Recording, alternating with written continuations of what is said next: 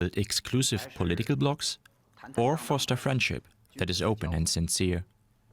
China and Russia have found a path of bilateral relations that features strategic mutual trust and good neighborliness, setting a good example for a new type of international relations. And for more on this, let's bring in DW's Clifford Coonan. So Clifford, does this mean now strengthened diplomatic ties between Russia and China? Just walk us through what he said. Well, I think it definitely does. It certainly dispels anyone who thought that relations, that China's backing for Russia was anything more than, was it just a tacit support, is clearly, those doubts are gone. I think one of the quotes he said was, with China and Russia working together, the world will have a driving force. Now, this sounds to me like they're talking about forming a bloc and in some ways trying to isolate the United States, because I think it marks a significant escalation in this war of words that we've been having now especially since Russia's invasion of the Ukraine. Diplomatically or also militarily?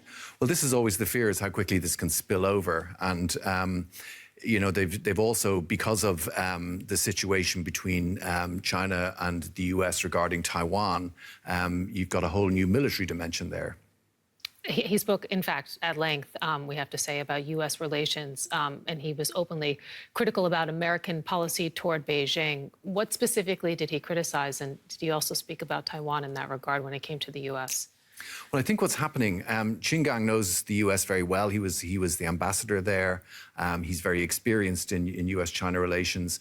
What he's doing is they're basically saying that the U.S.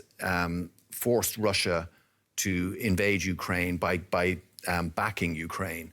And they're creating an equivalence to some extent with Taiwan, saying that by selling arms to Taiwan, which is a major bugbear in US-China relations, that by doing this, they're putting China into the position where it may have to act militarily. That's the background to the threat. And these are very serious, and it is an escalation in the war of words.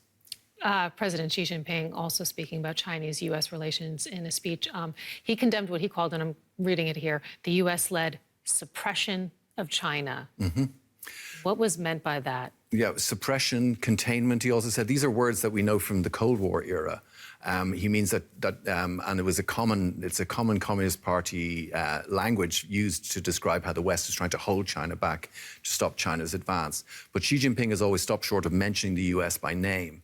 And indeed, in the speech that he gave it in Chinese, it's mentioned, but it's not mentioned in the English translation. They talk more about international issues. But it does, again, mark an escalation in what's a rhetorical war at this stage. And this is a very worrying development. Do you think he's just